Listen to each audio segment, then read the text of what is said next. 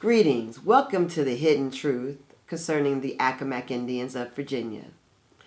I'm your guardian of the Accomacks. Today I'd like to continue to discuss the plight of the Accomack Indians and how exactly we became slaves and changed from our indigenous Indian selves to Negroes. Well, it started from the very beginning. Because remember, what I guess people do not speak of are all the wars, the Indian-Anglo wars. I did speak of how much we helped, but despite the help, there were wars. And the first impact was that first horrible war, the war that we actually were traitors for the assistance to the Jamestown settlement. That war was in 1622. But even before that, let's back it up a bit. The actual first war was in 1610. And in 1610, we continued to trade with the Anglos and help them and, try to support them. And actually we still lost our land and still lost our freedom and still went from being free landowners to tenants and slaves. We went from the multi-textured hair and dark brown to reddish brown skin, or medium brown to dark reddish brown skin that we really loved, to a Negro and a slave who was banished from our own home. And then, conversely, the Anglo-dominant quadroons and octoroons, people of mixed heritage, became lawfully accepted as what was a true Indian. Sadly, this happened right before our very eyes, and it became unlawful to call ourselves Indian. We would be murdered. We would be jailed for identifying Indian, even though that's what we really were. So the transition was harsh, and it was forced. It wasn't just that we simply forgot, but we were a people who were forced to forget. Let's go with that first war. The first actual war that was big was in 1610 to 1614. It was deemed a massacre of our people. We suffered tremendously for that. And as a result, you see a bump, if you look at the numbers, in the number of Negroes after 1610. Miraculously, all of a sudden, from 1610 to 1627, Accomack becomes a plantation. Ooh, how did that happen? How did you have so many workers that you have a fully functioning, profitable plantation when you didn't even get slaves sent in from other places until 1619? Doesn't really match up. And you only got 20 slaves voted in on the record to Virginia. So all this 20, 30, 40 years, you have an exponential growth of Negroes and a disappearance of Indians in two major wars. Two major wars. The second major war was that one in 1622 that lasted to 1632. Now, many Indians from the Eastern Shore and the neighboring across the Bay, Virginia, were enslaved as a result of those wars. Okay, that's why they had a lot of people to work the good Accomack plantation. In addition, a result of that war there were widows and there were orphans.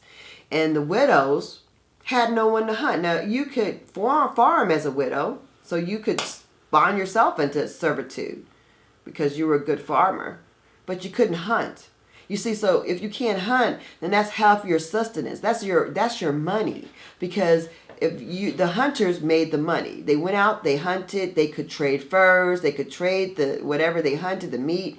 They could provide meat, they could provide fur to keep you warm in the winters. Without your men, you didn't have that. So all you had was your skill as as a housekeeper, a plantation servant, a farmer.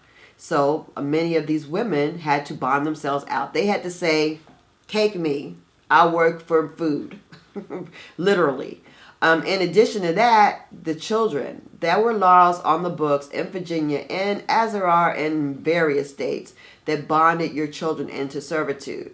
If you look at Paul Henig's list of free people of color, or free African Americans as he calls it now, which he shouldn't have changed it because it was free people of color. The lists were deemed that and called that, and that's what we were, free people of color. And the free people of color was the color Indian, okay?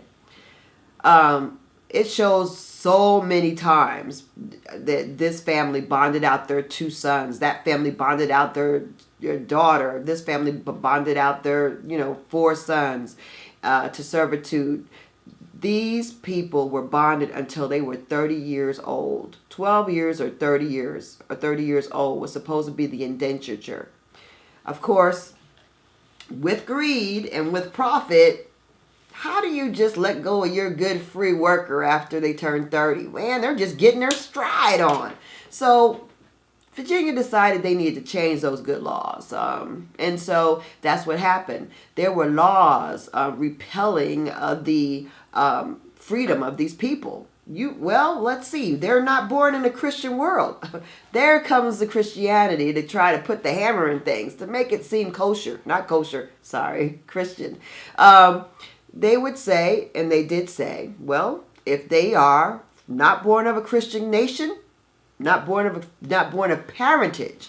It's called the Parentage Act, actually, Christian parentage. If they didn't have Christian parentage and those Christians were not from a Christian nation, they must be slaves for life. Oops, you're not free at 30. Sorry, Sam, you're not free. You're a slave for life. What? Okay.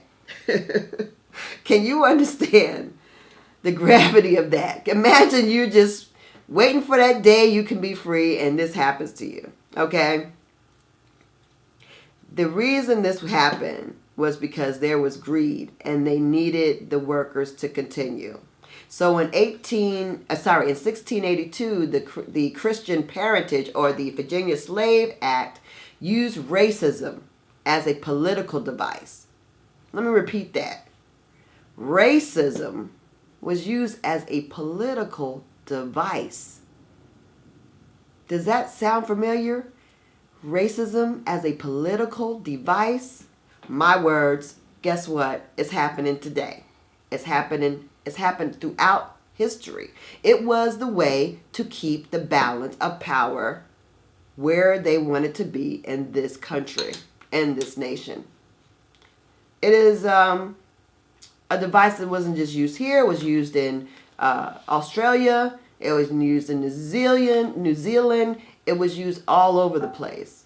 But nowhere more devastating than in the Americas because there were so many of us. So many of us that even according to Columbus, he took slave samples like a buffet. He sent slaves out into the European countries and sent samples out so everybody could see what good workers and what mild-tempered, good-natured people we were and how we could be easily dominated for profit. Every trader at that time did so. We were sent all across the world. Not African slaves so much, but us, because of our good nature and our good skills. So, as they needed more help and other skill sets, the Africans were brought in for their specific skills. It's all about profit. And although it was said we were like mules and like chattel, we had skills. And that's why they imported us. It wasn't just because you wanted a beast of burden. You wanted somebody who knew how to work the cane fields. We didn't have sugar cane. We had natural sugars from saps of trees and plants. We didn't use sugar. Hence why we have such a problem with diabetes today. Cane is not our friend. It's not indigenous to our nation. So they imported cane. That was they brought it over like on a ship, like the first ones that came here. They're like, let me see if this will work here, boop, plop, So cane was a major thing that actually kind of spurred an influx of a small amount of African slaves so that they could work the cane fields. They were familiar with it. Unlike us, we were here for the tobacco. When we're not here for the tobacco, they learned about tobacco from us. They liked it, and then they brought that, just like they brought us overseas, and they were like, yeah, this is good. The Negroes are good and the tobacco are good. I'll take more of all, So basically that's what happened. They wanted more of us over there, and they wanted more of our good tobacco, and hence the slave trade actually, as some people are saying, happened in reverse, but we were actually farmed out to a lot of the world, okay? And that's definitely recorded. So it really wasn't we also had, it wasn't just a race thing at first. Understand that the indentured servants, we worked side by side with white people who were, or I shouldn't say white people, Anglo people who were brought here because of owing money, bonds. Hey, I need that good food. Oh, well, you're broke. Well, you owe me money. Well, here, you go to the Americas. You can't pay me, go to the Americas. Same with us. We didn't have food. We had to work to make up for the money that we got from them to survive. And so it was a working class thing. We worked together. We lived the same. We babysat each other's children. We, shared in each other's woes. And it resulted in what was an Afro-Anglo indentured servant war. That nobody talks about. When the blacks and Anglos got together and said, look, we're tired of all these masters and plantation and landowners pushing us around and using us for free and not setting us free when we're supposed to be freed, when our time is up. And so in 1663, there was a war against the people in power. The working people got together and said, enough is enough. Oh, was that a scary thing? Yes, indeed, that was scary. That was scary. When the working class people got together and decided to band together against the people in power, oh baby, you had to divide them up even tighter, because the reality was the people that were rich, the people that were in the Virginia Company, the people that came there that were profiteers, they didn't want to give up anything to the Anglo poor people that came here either. With the profits tanking, desperate times called for desperate measures.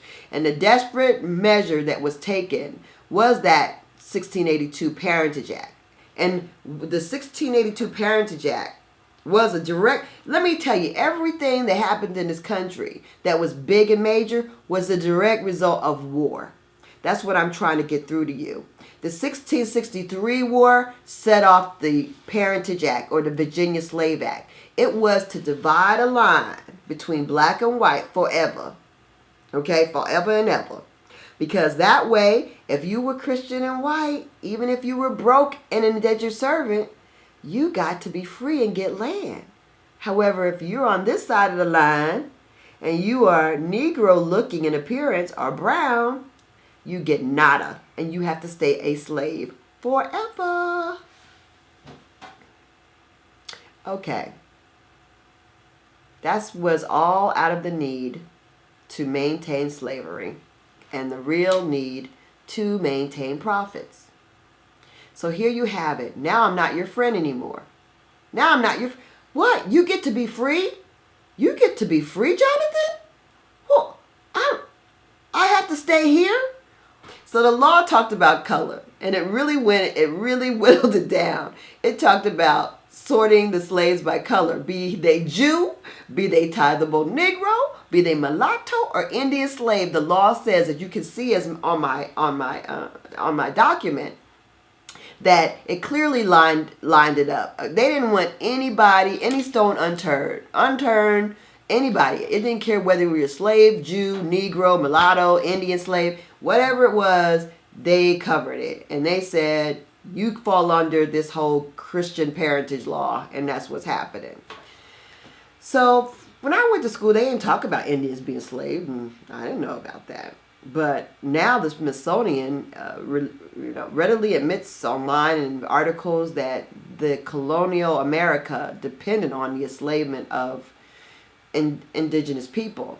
Now, let's go with this colonial America thing. The problem I have with saying it's a colonial America is how,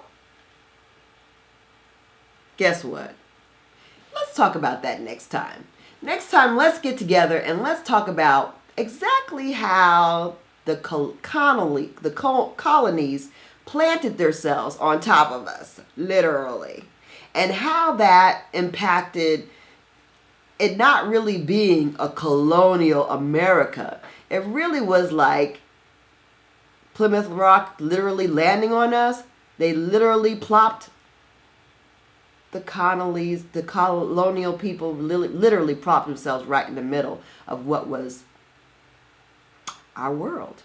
And we'll talk about that. And we'll also talk about a little bit about Nat Turner next time on my next video. Thank you for watching. Please like and subscribe. Tell a friend. And if there's anything I got wrong or you have questions about, please leave it in the comments and I'll try to address it next time. Thanks.